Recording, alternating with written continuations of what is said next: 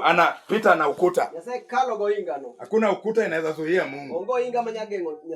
Hata wana wa Israeli watu wa Kanaani walijenga ukuta. Waliposikia matendo maajabu Mungu alikuwa anatenda na mikono ya wana wa Israeli, na wakajenga ukuta, wanasema sisi maadui hawezi kutufikia. Kwa maana boma yetu, tauni yetu yote imesungukwa na unini na unini. Inaitwa namna gani? Dalawa olor kodoinga. Olware kodoinga. Imezingirwa na ukuta yani. Ukuta ya imezingirwa na ukuta. Olware kodoinga. Sasa walikuwa wanasema hata kama wameua wafalme wengine tunasikia wameua hawa, lakini kwetu hawataingia wala kuginidonjika. Hatumalize. Kwa maana tumezingirwa na ukuta. Olware kodoinga. Na Biblia inasema hii ilifanya Joshua akatuma moto watu wawili ili waende waangalie hiyo nchi. Walipoenda wakaangalia, kwa kweli walikuta nchi ni mzuri.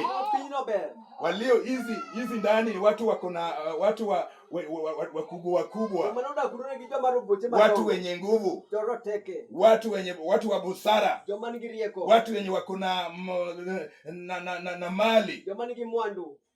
Paka moja waliporudi report, wakarudisha report tofauti. Na mimi kile nilikuwa nataka kufundisha, Mungu akikutana na wewe na umekubali ukutane na Mungu, maisha yako itabadilishwa mara moja, na itaendelea namna hiyo ukiongozwa na uwezo wa Mungu mpaka utafika uzimani. Haitabadilishwa tena njiani urudi tena kwa matabiko, kile uliotabika urudi tena kukula. Kama nasikianga umbwa ndiye anafanyaga namna hiyo. Akikutoa kwa ulevi itakuacha kabisa. Itakuwa ndoto.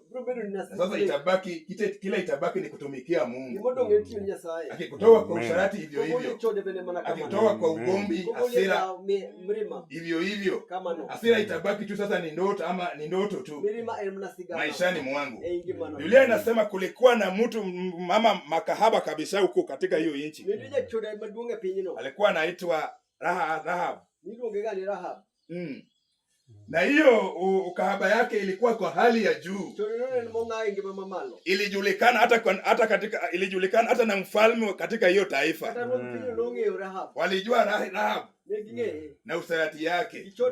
Na kwa hivyo vile walijenga ukuta, Biblia inasema nyumba ya Rahab ilijengwa juu ya ukuta.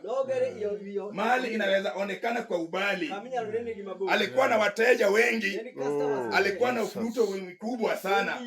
Yani angeweza kufuruta watu hata wateja hata wakiwa mbali. Na ndio sababu walijengewa nyumba juu ya ukuta, ni mtu aonekane kwa ubali. Kwa hiyo usharati yake ilikuwa wasi, ilijulikana mpaka kwa ukulu ya mfalme. Ndio sababu wale walitumwa walipoingia tu kwa nyumba ya Rahab ilijulikana.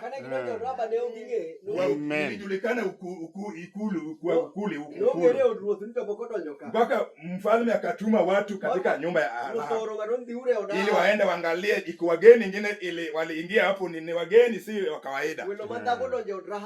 Kwa hivyo Mungu alikutana na Rahab akiwa mtu amechafuka kabisa. Vile nilikuambia nyinyi kwamba Yesu alikutana na wenye dhambi, na wale wote alikutana na